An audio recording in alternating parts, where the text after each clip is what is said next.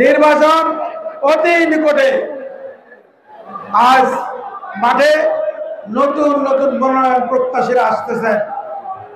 আমিও ওয়েলকাম জানাই, যারা নির্বাচন করতেছেন আসেন।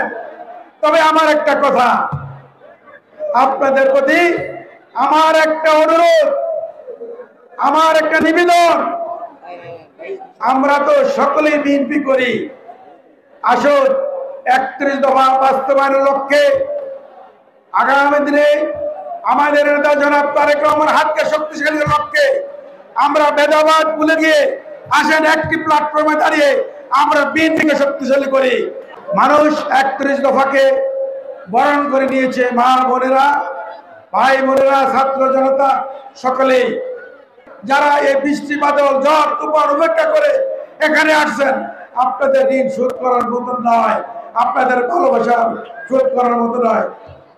যদি কোনোদিন সময় আসে ইনশাআল্লাহ রক্ত দিয়ে হলো আপনাদের মনের আশা দাবি, মতলবের মানুষের জনতার দাবি পূর্ণ করা হবে।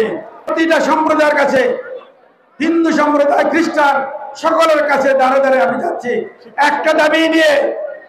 সেই দাবিটা হলো মতলবের বিএনপিকে সুসংগঠিত করা, শক্তিশালী করা। সেই লক্ষ্যে আমি আবারও বলতেছি, যারা মনোনয়ন প্রত্যাশী আসুন এক প্ল্যাটফর্মে এক স্থানে দাঁড়িয়ে আমরা মতলবটাকে শক্তিশালী করি। আমরা আর ভেদাভেদ নয়, আর নিজেদের মধ্যে হানাহানি নয়। আসুন আমরা দলটাকে শক্তিশালী করে আগামী দিনে এই আসনটাকে আমরা বিএনপিকে উপহার দিতে চাই। ঠাকুরচরের মোড়ে আমাদের মিছিলকে একটা সন্ত্রাসী গ্রুপ পিটাইয়া মাথা ফেলে বলছে।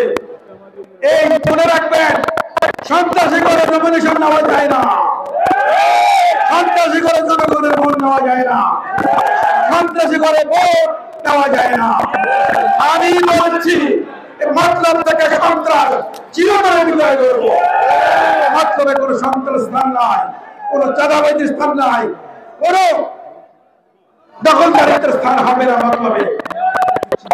আমরা আপনাদেরকে চিনি, বিএনপির মুখোশ পরে আপনারা মানুষের অত্যাচার করতেছেন, চাঁদাবাজি করতেছেন, লুটপাট করতেছেন। এবং যারা লুটপাট করতেছেন আমরা জানি, এদেশের জনগণ জানে বিএনপি নেতারা করতে পারে না। মামুনের চোখ তুলে ফেলছে। আজকে বিভিন্ন স্থানে আমার নেতা কর্মীকে, বিএনপির নেতা কর্মীকে তারা পিটাইয়া জখম করেছে। এটা কি বিএনপির লক্ষ্য? এটা কি বিএনপি কর্মীদের লক্ষ্য? না। সুতরাং এদের বিরুদ্ধে রুখে দাঁড়ান। আমি কথা দিতে পারি, মতলবের মাটিতে কোনো সন্ত্রাস থাকতে পারবে না, স্থান হবে না।